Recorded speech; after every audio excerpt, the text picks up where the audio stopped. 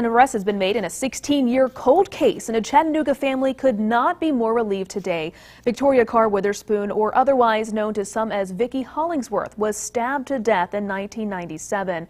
Her body turned up almost 2 years later, and now the man she was with at the time, Adolphus LeBron Hollingsworth, is charged with the crime. WDEF News 12's Alicia Sherrill spoke to the family, who says this has been a long time coming. Now I can function because it's been a closure. Kenneth Witherspoon says his sister's death has been weighing on him since 1997. That's when he came to his parents' home on Duncan Avenue, expecting to find his sister Victoria. But instead, he found something else. I happened to go around the car looking at the car, and I saw this bush there, and I had a bad smell coming from the car. And it smelled like I know something was wrong. You know, that feeling you have. Victoria's 4-year-old and 9-year-old were inside the home, but no sign of Victoria. That was until almost 2 years later.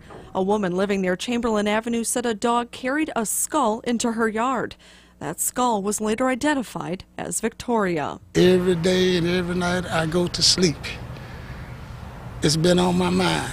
Victoria died after being stabbed in the neck. Kenneth Witherspoon says his intuition led him straight to his sister's partner, Adolphus LeBron Hollingsworth. From what I understand, she was leaving him. She had left him. Kenneth Witherspoon says his sister left because Hollingsworth was abusive. Years went by. I was beginning to think that maybe it was forgotten. But for 16 years, the Chattanooga Police Department did work leads in this case.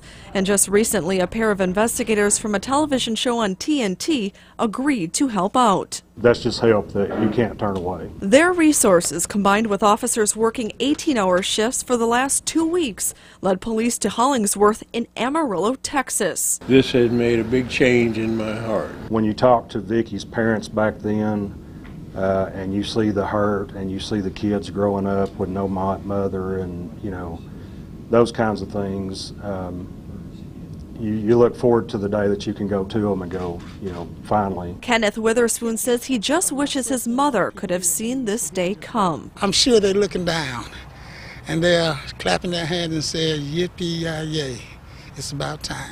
In Chattanooga, Alicia Sherrill, WDEF News 12. Hollingsworth is still in Texas, waiting to be extradited back to Hamilton County. The show on TNT called Cold Justice will air on a story on Hollingsworth and